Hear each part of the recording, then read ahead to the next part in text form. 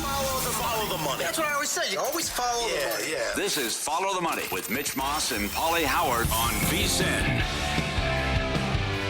VSiN fans, you're in luck. Circa Las Vegas owner Derek Stevens offering you 50% off at 3 incredible properties. Circa Las Vegas, the D, and the Golden Gate. Whether you're lounging by the pool or enjoying all the excitement Vegas has to offer, save big. Promo code VSiN15. Book your 2025 stay now. CircaLasVegas.com. Use VSiN15 to get 15% off. Do it now. That is dynamite awesome deal. Ladd McConkey going to play for the Chargers. Okay. Edwards is out. Palmer is out. Deebo Samuel's out. Purdy's out. Kittle's questionable. Why would you play him? Another case to be made for Arizona. Mm-hmm. Rams made it official earlier today. Stafford, Kupp, Nakua, Kyren Williams all out on offense. Haverstein also out on the offensive line along with some other players as well. News just in, about an hour ago, Jalen Hurts officially out for the Philadelphia Eagles. And Drake May questionable. That's official here for the Patriots. That's a day after Van Pelt, the OC, said he was going to play. Right, and they wanted to win the game. Yeah, right. If he's again... Just play Milton and lose Of course. the game. Come on. Common sense. What are we doing here? Belichick said they should put the lottery in the NFL. I don't think it's out of control, though. Even the year even you had the Andrew Luck year, the Colts didn't lay down. That's right. Couldn't believe that. I don't know about that. Look at the Raiders so far. I know. Let's go back even one deeper than that. Jacksonville was in control of the number 1 pick in the draft. They beat Tennessee with Mac Jones. And then it was the Raiders winning the game. And then it was the Giants winning the game. So it's not exactly not even close to the NBA, actually. We'll talk Chargers and Rams here. Arash Markazi joins the program now, founder, CEO of the Sporting Tribune, and he is on the Progressive guest line. Arash, good afternoon. Thanks for the time today. How are you? I'm good. Thanks for having me. Yep. So we just talked about the Rams. We'll get to that in a minute. Harbaugh, he's very tough to read and gauge what his game plan is going to be before our actual kickoff, right? So what do you think is going to happen based on the Steelers' result on Saturday?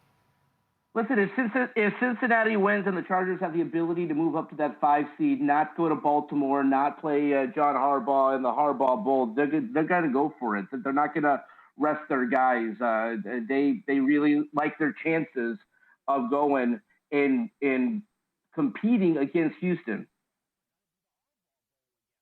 That's a great point. Why would I want to play my brother? Exactly. That's another one. I never thought of that. I forgot it'd be the Harbaugh Bowl again. Great job, Arash. Yes. Yeah, I mean, he has really struggled against his brother. He loves his brother, but listen, that was one of the more, outside of Tampa Bay, that is one of the worst games for the Chargers. So, listen, we all saw what Houston looks like on Christmas Day. I'm not saying that that's what they're going to look like in the postseason, but if you have the ability to go to Houston and play a winnable game, in my view, I mean, look at the fact that Baltimore is an 18-point favorite. I mean, that's how good they are. They are a very good team. Yeah, and by the way, the Super Bowl is ringing in my head right now, too. All those years ago in New Orleans, right? Yeah. Listen, he has not fared well against his brother. Would he like to change that? Yes. Does he want to test that in the playoffs? No. Well, yeah, don't put the family through that either. Okay, so exactly. Yeah, right. And then if it's a comfortable lead, do you think he could pull people though? If they're up, 14-17, fourth quarter? Yes, and listen, I mean, let's not forget who they're playing, right? They're going up against Las Vegas, and they have not played well this year, despite the fact that they've won back-to-back games at the worst possible time to close out their season. But I mean, the idea and the hope would be, hey, we don't have to blow out the Raiders, right? But let's figure out a way if we have a chance. Again, this is a moot point if Pittsburgh wins. This is only if Cincinnati wins on Saturday, and this is the beauty of this. They'll know by the time that they go to sleep on Saturday night if they're going to have to play their guys or not. So I'll bring this up too. Harbaugh, of course, was not the coach last year of the team, but in that game out here in Las Vegas against the Raiders, that was in December. A lot of the same players, obviously, on the team. They had quit on their coach, right? That was the last game for Brandon Staley. The Raiders pounded them 63 to 21. Do you think some of the players, that were on the team last year and back now, they kind of remember that game and they want revenge? 100%. There's a lot of players who feel that way. There's a lot of players who felt that that was not needed. Listen, obviously they were the better team. Las Vegas won, but the way that they ran up the score late, they didn't like that. So depending on who's playing, listen, they would love to get a big lead in the first half. I do think if that does happen, to your guys' point, they would pull their guys. Again, they just want to win.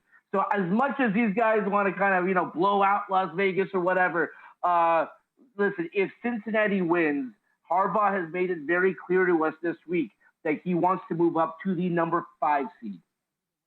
Yeah, that makes so much sense, obviously. What about the other team in Los Angeles? Are you surprised here, based on who the Rams could play in the first round, that McVay has been saying all week, and they're going to go through with this, that they're going to sit a bunch of guys?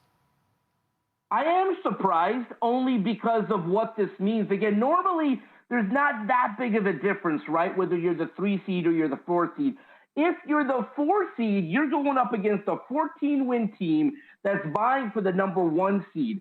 If you're the number 3 seed, you're looking at maybe playing a Washington team, which I know they've played very well, but you're talking about a rookie quarterback. You're talking about a franchise that hasn't won a playoff game in forever. I'd much rather play Washington. That being said, 2 things important to note with the Rams. Number 1, health is the biggest thing for this team. The reason that they were in the predicament they were in at the beginning of the season, 1-4, is a bunch of the guys were out. So they realized more than most teams how big health is. Number 2, their bye week came around week 7. It was early on in the year.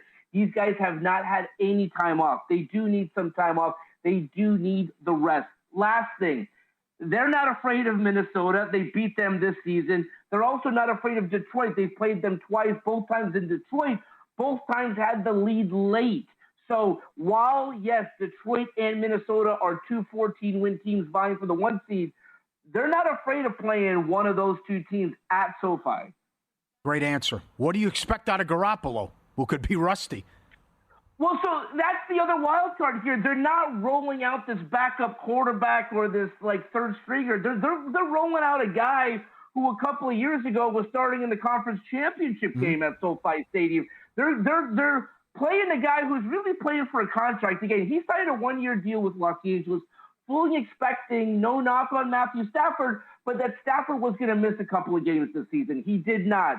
So I really fully expect, again, he's not going to have Cooper Kupp and Puka Nacua and the same guys, but I really think you're going to see Jimmy Garoppolo play for a contract, play for the ability to start on a team next year. Again, the Rams have a track record of doing this. Look at Baker Mayfield. He was cut at the end of the season in December. His career was kind of done. The Rams took a flyer on him. He played well. He won a couple of games, and now look at him in Tampa Bay. I'm not saying that that's going to happen, but when Garoppolo signed with the Rams, that was who he had in mind, and he certainly thought he was going to start more than 1 game. And final thing on this, we all saw Seattle a week ago. If Chicago scores 7 points, they win that game. Seattle's not that great of a team either. So the Rams, maybe with their backup, we'll see, they might have a chance to win this game. So I'm looking at a rushing yards prop right now for Blake Corum, the stud running back from Michigan, who's going to be getting, you would think, a majority of the carries in the backfield with no Kyren Williams. Is it his time to shine this week? Are they going to give him enough opportunities to have a big game, in your opinion? 100%. Again, he's a player that I really thought would play a bigger role in the team this season. He has not, but I think he's another one who really thought he would get more of a chance this season. They are definitely going to run him. Again, so Sean McVay's not going to change the game plan. Again, the players will change, not the same players that we've seen them that have helped propel this team to 10 wins. But I expect Blake to have a very good game.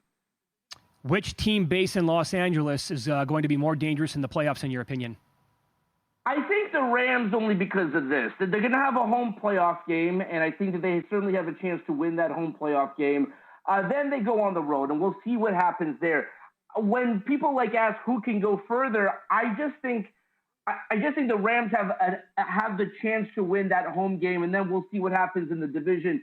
With the Chargers, guys, really, they are pulling for Cincinnati. I don't like the chances of this Chargers team going to Baltimore. But real quick on the Chargers, they were built with Baltimore in mind, with J.K. Dobbins, their GM, came from Baltimore. They really try to build a Baltimore type of a franchise here with the Chargers. You can follow Arash on X. He's at Arash Markazi, and also he's the founder and CEO of the Sporting Tribune. He does an excellent job covering these teams in L.A. and beyond, here in Las Vegas, Hawaii as well. Happy New Year, pal. Thanks for the time today. My pleasure. I'll talk to you soon. Yep, there well you go. Done. He joined us on the Progressive Guest Line. It's the last time I'm going to bust out Happy New Year, by the way. That's it, this week. Yeah. Maybe to Somich coming up in 20 minutes, but that's Right. I'm done. And shut it down? Yep. No more. Good. Not tonight. Yep. Good interview. Good job. Made a lot of excellent points. So heavy dose on Corum, 55.5 yards out there right now, right? Yeah. Against the Seattle defense. Yeah. I don't know. Maybe the same thing's true with Pittsburgh. I mean, you did split against Baltimore. Tomlin, macho guy, we're not afraid of anybody. So, I mean, I guess I could see that too, where it's like, okay, well, we played a half, we lost, okay. Well, so be it. We take on Baltimore. I could see that's the Rams' thought process, though. Beat Minnesota at home. Right there in both games against the Lions, rather. But that's not how I wouldn't play it. I would win, get the 3 seed, and avoid those guys. So would I. Because it's the back-to-back that's going to do it. It'll be physical games. Yeah. The look Especially if ahead it's numbers Minnesota. If you again. go Minnesota, then right, go ahead. You can bet those right now at FanDuel. Yeah. Rams are getting 2.5 points at home to the Vikings, and the Lions are laying 3 against the Rams. Man. In-pocket plays coming up next here. I'll tell you what we're betting this weekend. On Follow the Money, it's VSiN, the Sports Betting Network.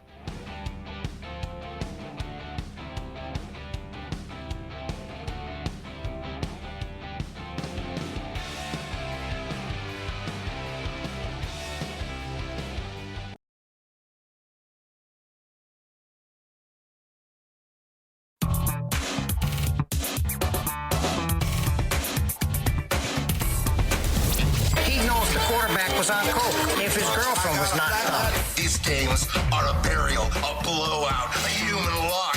You can bet your unborn children on these games. I was so good that whenever I bet, I could change the odds for every bookmaker in the country. Perfect storm in the Rose Bowl. This should have cashed. Quarterback to throw for 400 yards in the playoff. Down to Will Howard, probably against Texas. And if it's close enough, maybe he does it. Broncos laying 10 against the Chiefs. Not in love with it now. I thought it would move significantly. But that hasn't happened. Minnesota laying 7.5 tonight against Vodtech. It's up to 10. Ton of guys out for Vodtech. Jets, Dolphins under 41. It's down to 39. I like the Jets to win the game as well. Jets plus 1.5. Hill is questionable. Campbell's questionable. Tua's not going to play. Jets should have beat him in the first game. It's also, it could be Rodgers' final game ever. And they moved the ball up and down the field, and then the ridiculous last minute of that game as well. Miami survived in overtime. Panthers-Falcons first half over. It's 13-3, 23.5 available? Wow. There's, I saw 26 Caesars, 13-3 overrun this year for Carolina. It should be 14-2, got hooked in one of them. You saw, wait, hold on. There's a 23.5 out there and a 26? I don't know. I don't know what Luke's looking at there. Okay. Where is that? It's 26 at Caesars. No, DK has that. That's the number of DK? Oh. All right, okay. Baker Mayfield, over 254 passing yards. They could go up and down the field against the Saints like he did last week. Rodgers, over 219.5. To me, that's low. And it's an improved Miami defense, but again, he went over that easy against Miami in the last meeting. This is on a 10-1 overrun. Pickens' longest reception, over 27.5 yards against Cincinnati. Bowers needs 9 catches to break the record for most receptions in a season for a tight end. He's 7.5. Williams over rushing yards, 21.5. And Williams no interception. He only has 2 this year. The vicious beat, throwing it up for grabs on the 4th down play against Seattle. A lot of props here. The sides are tough. Tough week. All right, Notre Dame, Georgia under 45.5. That was a winner. I said on the air yesterday I was going to get off that bet the way it was trending. Thank God I didn't. Again, that goes back to my New Year's resolutions. When I watch games, I have this habit of getting off games, forcing bets like that. If I don't watch games, I can't do that. So I had some willpower there on the game yesterday, so that was good. Gunnar Stockton had 209 passing yards with 10:06 to go in the third quarter. He could not go over 242.5 live. That was a loser. Shame on the coaching staff and the play calling. Pathetic job. I only have 2 bets as of right now. I cannot tell you how many times today I have gone to apps or refresh the screen, multiple screens, looking for books to post certain props. And we're not there yet on guys that I'm specifically looking for. So I'll be updating all weekend on the betting picks page at VSiN.com. Cortland Sutton over 66.5 receiving yards at -150. Again, you're going to be paying a severe premium on him. At some books, he's up like 73.5 because of the incentives. And I'm adding Ohio State plus 115 to win the national title in college football. It's going to be fun to come back Monday and grade all this and see how big are these tickets. And if these guys hit all these. Well, the win totals are finally going to be in and graded. Division bets are going to be in. Got all of that. Gino can make $6 million. Unbelievable. Ready to take your tailgate to the next level? Got to try Sewell's Barbecue. Born from a backyard cookout in a mason jar of unforgettable flavor, Sewell's has become a Southern favorite, delighting taste buds from Georgia to the Carolinas, from smoky ribs and mouth-watering wings to the perfect backyard burger. Sewell's turns every bite into a flavor-packed experience. Order now, Sewell'sBarbecueSauce.com, Sewell'sBarbecueSauce.com. Southern hospitality never tasted so good. Flavor this good, just a click away. Okay, so again, the Geno incentives overall. What does he have to do to get to $6 million? If they win, it's $2 million. If he has 180 yards, it's $2 million. And there's something else in there too, I thought. Okay, this is a 2-team, same leg parlay, same game parlay. Geno to throw for 200 yards. I can't get him down to 180. But 200 yards and Seahawks money line, it pays, it's -192. Who knows? I don't love it. With this game, I know. Arash is right. They just won 6-3. And it couldn't move the ball against an atrocious Bears defense. So, plus he's hurt. He's playing with an injury. I would too. $4 million on the line. I think so. But this just goes back. Come on. You just walk through the locker room and, guys, I need you. What do you want? You know? You give them incentives. Hey, JSN, young guy in the league. You want to make $200,000? 100 yards and a touchdown? Yeah, right. Sure. Sure, Metcalf. Go nuts in this game. Metcalf, come on. Help me out. I forgot to put this on the screen earlier. I did bet Kyler Murray 50-plus rushing yards at plus 250. All right. You want to get involved with the touchdown? No, I did that too. That's a small bet. That's pizza money. Okay. Boy, that's a good spot. That pays 7-1. I think the 49ers sit everybody. It's coming, right? Why would you play Kittle? I doubt they play Kittle. Purdy's already out. Debo's out, right? Arizona should win that game. Huge for the win total. There's absolutely... Oh, you know, are they going to... Hold on a second here. What was the price? Will this game come down to who finishes in last place? Yes. Because 7 wins, 6 wins? If the Niners win, both teams finish 7-10 on the year. And then I guess it'll come down to tiebreakers on who... 49ers have a worse division record, though, don't they? Okay. Get the 49ers... What did the Niners... Because they were odds on, big price to win that division this year. Yeah. What were they to finish in last place? Does 15-1 sound right? Too high? 10-1? 10-1? I don't know if that would have been that high or not. Okay. Do you know what the Vikings were to win the division before the season started? Win total 6.5 in a division with the Packers and Lions. Win total 10.5 for both those teams. And the Bears had a win total of 9. Playoffs was high. I can't imagine what division was. Yeah. What was 1 seed? Oh, God. They had one of the lowest win totals in the entire NFC. They had to be... 50? At least had to be 50-1. Yeah, another good point. Do you recall a lot of people in July, August, making the case for the Vikings? No, it was Darnold stuff. It was Darnold props, but not from a team standpoint. Yeah, and Darnold props to go bad, like most INTs. When did McCarthy get hurt? Was it August? I think it was, the news came out probably in August, yeah. But then the cat was out of the bag that they were going to sit him anyways, even if he didn't get hurt. He was going to sit and learn. The thought was, yes, we're going to give it a shot with Darnold, and if he's good, then we're not going to bring Okay. McCarthy back. We're not going to rush him back. But people were suggesting that it was not going to. I think this was like, we're talking about diehard Vikings fans thinking it was going to go sideways with Darnold, Yeah. and then McCarthy's going to be the guy by like October sometime. Yeah, you're right. At all the makings. Green Bay, awesome on paper. Well, almost went to the Super Bowl. Detroit should have went to the Super Bowl. Yeah. Bears hype. Caleb Williams on Hard Knocks to the punter. Yeah, you're not going to see the field. And the Vikings were supposed to be in last place. Yeah, prices must have been just massive on that team. Again, when did our buddy, who has 20,000 on the Lions to win their division, when did he bet the Vikings at 7-1? It wasn't really that long ago. I'll tell you because I have it. It was, I want to say it was probably like, within 6 weeks? Oh, no. Short. 3? 3 weeks? Yeah, because of the Vikings' path. The Vikings had a lot of tough games. They had the Packer game. The Detroit injuries hadn't happened. I took plus 650 on December 6th. Not even a month ago. Hold on, I got more. I took plus 550 December 11th. The best odds in the world were here at 7. They had 7-1, and it wasn't that long ago.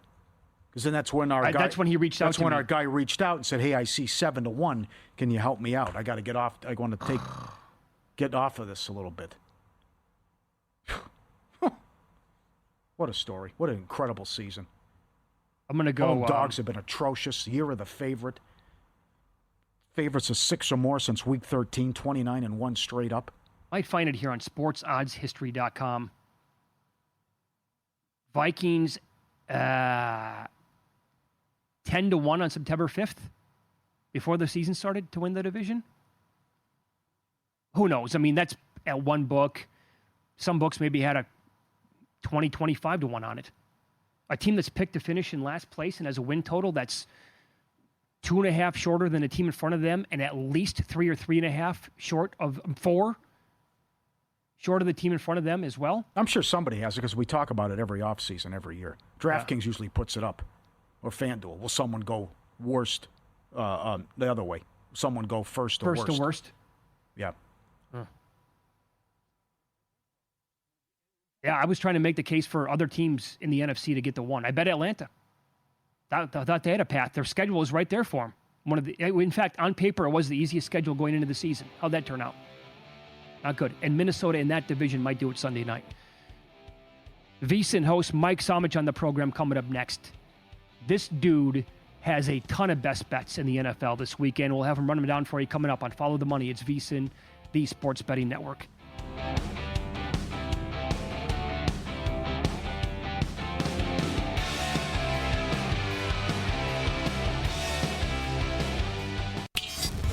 This is Follow the Money on VSiN.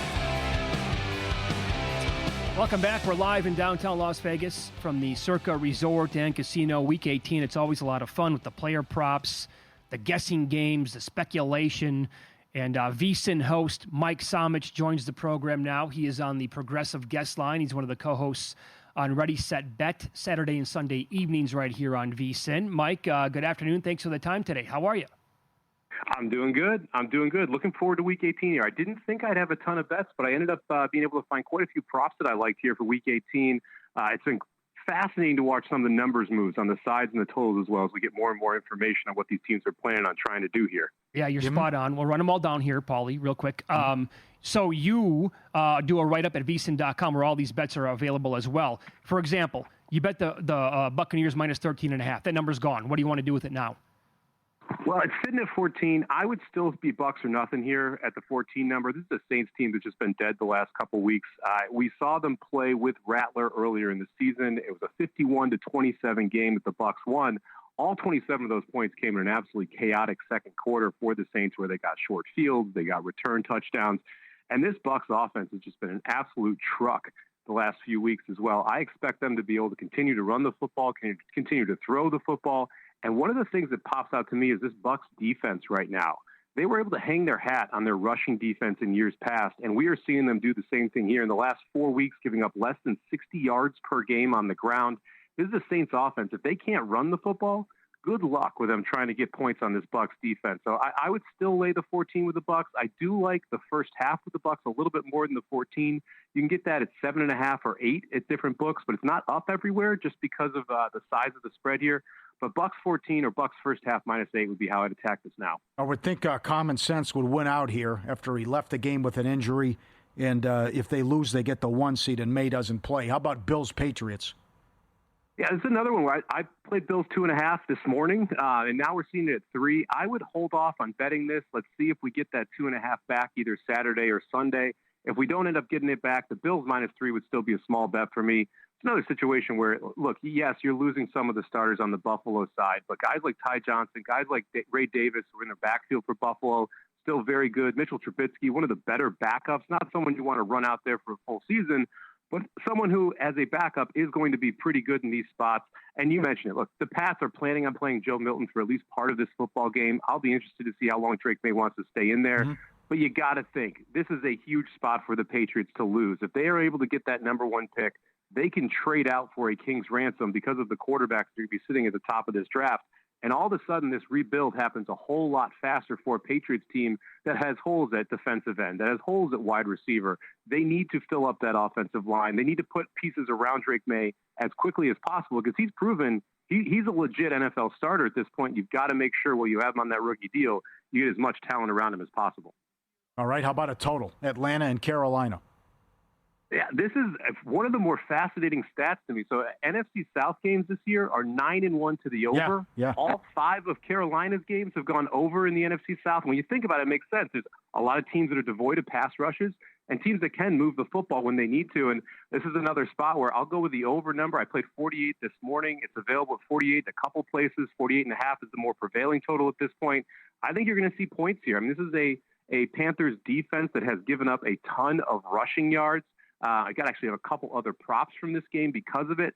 And it's also a Falcons defense that can't rush the passer. So I expect the Panthers to be able to move the football through the air and the Falcons really to be able to move it on the ground or through the air. One of my favorite props on the board right now, you can get Atlanta's team total rushing. So if you go into the rushing tab for the props and you scroll down, you can get team totals here.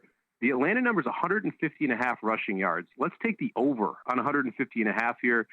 Carolina's given up 206 yards per game over the last 3. They've given up 176 yards on the ground throughout the full season. And it's a situation where you'd expect Bijan Robinson going to have a big game here. But I don't want to just play Bijan props because he's sitting there in the high 90s, Algiers in the 30s.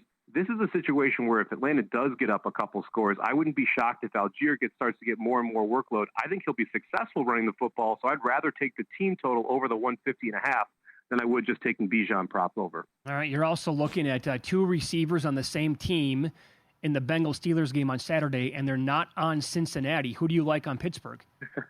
Yeah, I'm going to – look, we've talked about picking so much on this show over the last few weeks, and it just keeps on giving the longest reception for George Pickens. He's lined at 27.5. I'm surprised it's that low. You can go and find alt totals for this. I found it alt for 30 yards or longer for George Pickens' longest reception. That's at plus 123. That's over at Caesars. He's gone over 30 yards in his last 8 straight games for his longest reception and has gone over his longest reception in every single game Russell Wilson has played. We've seen Wilson throw up those moon balls, and Pickens getting 2, 3, 4 opportunities a game, just has to pull one of them down for us to be able to get over that longest reception prop. So I played 30-plus yards at plus 123 there for Pickens' longest reception. And then I like Pat Freiermuth as well, going over his total. He's sitting at 35.5. He had a good game last week against Kansas City. They're number 1 in the NFL, giving up yards to tight ends. Well, if you go and look at the Cincinnati team, they're top 6 in the NFL, giving up yards to tight ends through the air. Freiermuth sitting at 35.5 should be able to go over this number. He got to 60 yards the first time these two teams played. So I'm going to rely on Freiermuth as kind of the move the sticks kind of guy, and Pickens to be able to get a longest catch. Every week you talk about Thomas, and you get creative with ladder bets as well. Do you think Thomas, again, goes off, and what do you want to do with him against the Colts? Yeah, look, I like Brian Thomas Jr. Anything under 85 yards. If you look at what he's getting lined at, it's ridiculous to me. You look at guys like Mike Evans. He's sitting at 96.5, right? Brian Thomas should be considered at the same level as Mike Evans from a prop perspective, which feels crazy to say for a rookie wide receiver. But the last 5 games, he's gotten at least 10 targets in each game. The last 4 games, he's gone over this 79.5 number. He had 91 last week, 130 the week before. he's going to get multiple targets in this game again. I think he goes over that 10 target mark and get over the 79.5 yards. And this is the 26th and 32nd ranked pass defenses here for Jacksonville and for the Colts. So I expect wide receiver ones to have success here. So I kind of put a little crazy one together, and this keys on Joe Flacco playing. We haven't officially heard if it's going to be Richardson or Flacco yet. I expect it's going to be Flacco just because of the back problems we're seeing from Richardson. If you look at Brian Thomas Jr., 80-plus yards and a touchdown, and then Michael Pittman, 80-plus yards and a touchdown, you put the four of them together in a same-game parlay, that's plus 2,500. And the reason I want to focus on Pittman here, first off, we do get that 32nd ranked pass defense in Jacksonville. But if you look in the 6 games that Joe Flacco played, both of Pittman's 100-yard games came in those 6 games, and all 3 of his touchdowns came in those 6 Joe Flacco games as well. So Pittman gets upgraded quite a bit if Flacco goes in. So I'll take a shot here with Thomas and Pittman to each go over 80 yards and each score a touchdown at 25-1. By the way, Brian Thomas, I did not even know this until right now.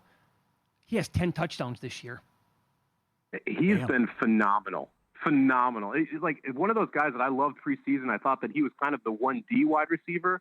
He may end up being the best or second best wide receiver in this class when it's all said and done. His ability to take short passes and take them to the house, but also be able to blow the top off defenses has just been phenomenal, especially when you're considering what's around him in Jacksonville. I mean, there is really no second pass threat. There's no second wide receiver threat out there. You can't really run the football, and now you're having Mac Jones to throw it to you, and he's still able to put up numbers consistently, both from a yards and touchdown perspective. Yeah, I knew he was crushing it with the yards, but not the touchdowns like that. Incredible rookie season out of him. You also want to get creative with Derrick Henry to score a touchdown and tie it into another running back whose chances you really like to score a touchdown. How do you want to approach this? Yeah, there's a couple interesting numbers for anytime touchdowns. If you look at Derrick Henry and Bijan Robinson, both of them are sitting right around that minus 220, minus 240 type number. And when I run through the numbers here, I think they both have a 70+% chance of scoring. And you have guys like Jahmyr Gibbs, who's minus 400, who I have right around that same percentage. So I'm going to attack the two guys who I think have very positive matchup situations. So first off, Henry has an incentive. If he scores one touchdown, he gets a $500,000 bonus. I would expect anytime they're inside the 5, you're going to see Derrick Henry carries. They want to put that game away as quickly as possible so they can get their starters out. So I do like the idea of Henry getting an anytime touchdown. And I mentioned how bad that Panthers rush defense is.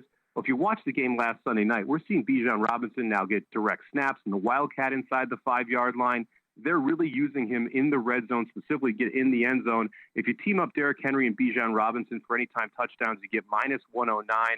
I think there's quite a bit of value in that. If you want to bet them both single, I totally understand that. Some people don't like to parlay these, but both of them are undervalued in my numbers, so I put them together to get right around that even money price.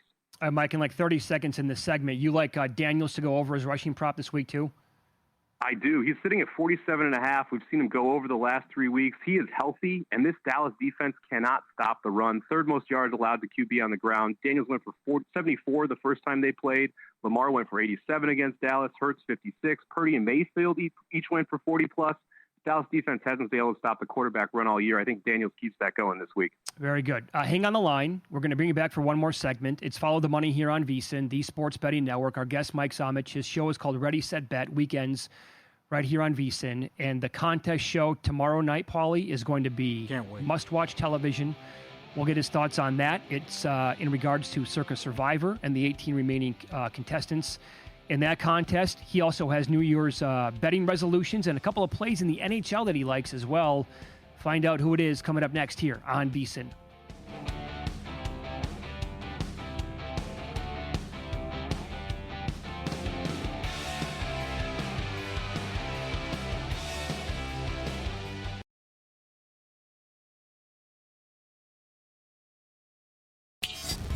This is Follow the Money on VSiN.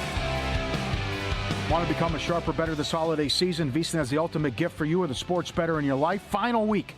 Last call. Take advantage of our holiday special. VSiN Pro Access. Everything we offer through May 1st, just $79. Everyone loves the prop analyzer. You get lost in all the info that's up there. Every sport is covered. Every best bet, every host, every guest. The 24/7 video access. All the guides. VSiN.com/subscribe. Unwrap your winning edge today. VSiN.com/subscribe. Double shot again with Mike Somich, and we'll get a horse as well. But you do the Ready, Set, Bet and also the contest show. Can't wait for Saturday night, 9 Eastern, 6 Pacific. What do you think here, strategy standpoint? There are, I think three or four people, three for sure, that do not have the big three available. 18 people left, almost $800,000 of value with the equity. What do you think here of how many teams will be selected on the final Sunday in the final action of Circa Survivor? Take it away. Well, it's pretty wild, first off, that through 5 weeks we saw all these eliminations, and here we are heading into the last week with 18 people left, no real chance to chop, so you had to monetize this in creative ways if you did get this deep. Hopefully all 18 people have already made some money off of this contest because they definitely deserved so, considering how far they have gotten in it. I feel like there's 5 for sure, right? There's 5 people with Tampa. They have to take Tampa. I think that's the absolute no-brainer there because I do believe that's the easiest one to coast through if you don't have Baltimore. No one has Baltimore. I think that you're going to see a lot of Atlantas in this spot as well. There's quite a few people. I believe it's 13 that have Atlanta left, so I think that's going to end up being your most popular pick. There's 2 people with Green Bay. I would be willing to take Green Bay here if I didn't have Tampa. That would be my second selection simply because it is so few people that can select them. You're able to put yourself on an island. It's also a game that's a little bit later, so you have a little bit more options to see what happened. There's one person with Seattle. If I'm that person, I'm taking Seattle. The Rams have already shown they don't really care about this football game with who they are starting, and I love the idea of being the only person left. The chance that if all chaos breaks loose, you are the one that can scoop it. So I'd rather go with Seattle versus someone like Atlanta. My guess is we get a rogue Cincinnati. We get 1 or 2 others that are surprising. So I'm going to say there's going to be 6 teams selected here in the final week out of these 18 contestants. Now, I'm confident someone's going to use Arizona. 13 people have Arizona. 49ers are Debo's out. I don't think Kittle plays. Purdy's out. Yeah, we're seeing them as 4.5-point favorites. I wouldn't be shocked if there's a couple Arizonas in there. That one, a lot of the people with Atlanta also have Arizona, so that's going to be kind of one of those question marks of who do you trust more here? Do you trust Arizona going against a depleted San Francisco squad, or do you trust Atlanta, who that game may not mean much if the Bucs are up 25 at half, right? So you kind of have to wonder which way you're going to go with that. I wouldn't be shocked if we have a couple Arizonas as well. Mike, we got an email pointing out that there is one entry left with Minnesota playing on Sunday night. You take the Vikings. I'm looking at their other entries or other teams that they have available. The best available would be Atlanta. But you take Minnesota. You hope for absolute carnage throughout the day on Sunday. And then you're going to know how much your ticket might be worth if you get said carnage. And then you can really go to work. I mean, it's like poker, right? There's advantage to being in position, and that is definitely being in position in this contest, right? Because you know exactly what you need to be able to win. You can come up with a hedging scenario there. I would like it more if it was Detroit, because then I could play +3 on the Vikings, and I could create myself a middle versus taking a dog, because your hedge is also going to cost you more money if you just want to play on the money line. So for me, I don't hate the idea of Minnesota because it's the last game there and because you have so many options. But I would want to make sure that I have enough capital to be able to hedge back the other way on the money line. And I would want to make sure I don't have a layup, right? Like if you're sitting there with Tampa, I'm going to go Tampa instead of Minnesota. But if it's a tough week for that specific person, I haven't looked through there who they have available. I don't hate the idea at all of being the last person to play there, because you do have the ultimate position and you know exactly how much that game is worth to you. Everyone else is guessing of how much that game is going to be worth to them. If you had Minnesota or Detroit in that last game, you know the exact value of that football game, which gives you a lot more clarity when you're hedging. Well, it's been great because you hit the air last week and the Rams game's going on, and you mentioned it too, the 2 people on Cincinnati. Derek Stevens actually said that with us Tuesday about imagine if someone takes the Bengals. Then you sit back, and then if you get that and you're like a sniper, you get back and you can do the round robin and everything, what could happen there. So you might be onto something there as well. You want to go to Santa Anita, race 9? Yeah, let's do it. Let's head out to the great race place there, Santa Anita Park. 9th race, we're going a mile on the turf, $50,000 maiden claimers here. So if either of you guys are having a good football season, just drop $50K in the bucket. You can buy one of these horses. We're going to go to the rail here. Max and Lou, 5-2 right now on the live line with 7-2 on the morning line. This is a horse for Mike Pipey. He has been absolutely on fire at Santa Anita to start this meet. He has 8 runners. 3 of them have won. 2 of them have run second. Big class drop here, and that's the key for me. It's the second time in the Pipey barn, so it's important because you get more of a conditioning under the horse. You'd expect a better run, but dropping down from the maiden special weight level to the maiden claiming level, it's called the biggest drop in horse racing from a class perspective. I think the one, Max and Lou, able to take advantage of that drop and make a big run late. If you're playing an exacta, I do like the 2 Burning Rubber as well, 5-1 on the line right now. Sean McCarthy McCarthy horse that I think is going to get the lead and just take him as long as he can. We'll see if he's got the stamina to be able to go the full mile, but I think the 2 is going to be at least in front for a large portion of the race. But I like the 1, Max and Lou, to win the finale here at Santa Anita. All right, Pauly told me during the break that you're now known as the NHL kid around these parts. So who do you like in hockey tonight? We've been on a nice little run in the NHL. Not going to lie. Only given out 4 games so far this season, and we're 4-0. So let's throw 2 more at the board here. First off, the Vancouver Canucks.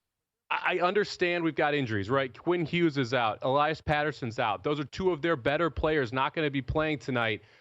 But they're plus 165 at home against the Nashville Predators. The Nashville Predators are not good at hockey. They're 3-13 on the road. 3-13, and they're minus 195 right now to beat a team that is 18-11 on the season. I thought the Preds should be favored because of the injuries. I had them much closer to the opening number, which was minus 130. I think the market's gotten way out of hand here. Give me the Vancouver Canucks here, plus 165 at home tonight. And then the other one, let's look at my St. Louis Blues. This is a team that has played significantly better since Jim Montgomery took over as the head coach. They've allowed a lot fewer goals. They're scoring more goals. Both of those big-time positives when you're playing hockey, to score more than your opponent does. Tonight they have the Ottawa Senators coming in and taking them on. This is the 8th straight road game for Ottawa, and it's a really funky position for them because not only is their 8th on the road, they actually haven't played since December 29th. Ooh. So they went home, and now they're flying back out on the road, kind of like a break in the road trip. St. Louis, on the other hand, got a big win, 6-2 over Chicago the other night. This is about a pick'em game right now. The Blues minus 115, minus 120 in most places. I like plus money, guys. Let's go lay the goal and a half with St. Louis. You can get plus 220 on St. Louis to win by 2 or more goals. So St. Louis Blues minus 1.5, plus 220, the other play in the NHL tonight. We did this earlier in the week. How about a couple New Year's betting resolutions? Yeah, I mean, I have 2 big ones. The first one I got away from during the NFL season, and I'm kind of disappointed in myself because I've gotten back to it later in the season, and it's really proved fruitful. So just spend 15 minutes every day looking through your sportsbook options, because I don't think people understand how many different options you have to bet on a lot of these games. You think, okay, NFL, side, total, props, great. Well, there's a lot of other aspects to it. It's not just the side totals and props. And one of the ones that I found a couple weeks ago that I absolutely loved, if you dive down inside the passing props, the rushing props, the receiving props, you can actually get number of touchdowns total scored in a specific way in a game. I mentioned I like the over in that Panthers-Falcons game. I like Bijan Robinson to run in a touchdown. You can get over 2.5 rushing touchdowns in that game at plus 133 right now. I think that's a great value considering Falcons highly likely to try and run it in there. And if we do go over 48 points, you're going to get at least 6 touchdowns. I just need half of those to be runs to be able to cash. If you look at the receiving aspect or the passing touchdowns as well, most games lined around 3.5. Last week in the Minnesota Green Bay game, you saw the 3.5. The over to that for over 3.5 passing touchdowns was plus 130. Yet you had both quarterbacks at 1.5 passing touchdowns, minus 174 and minus 148 respectively. So you just need 4 total. You don't need both of them to get 2. 3 and 1 works out just fine. That's what ended up happening in that game, and that cashed. And that was because I just started looking through these options again. When you scroll through these menus, you can find new bets that are always going to be profitable for you. Yeah, that's great. What about with live player props? I didn't even realize how deep that you could go with these, but we've been doing them on Sunday night with Matt Brown and I during the live games that we're covering and had a ton of success. Once we're always trying to project game script to be able to project who's going to be successful, be it a running back, a wide receiver.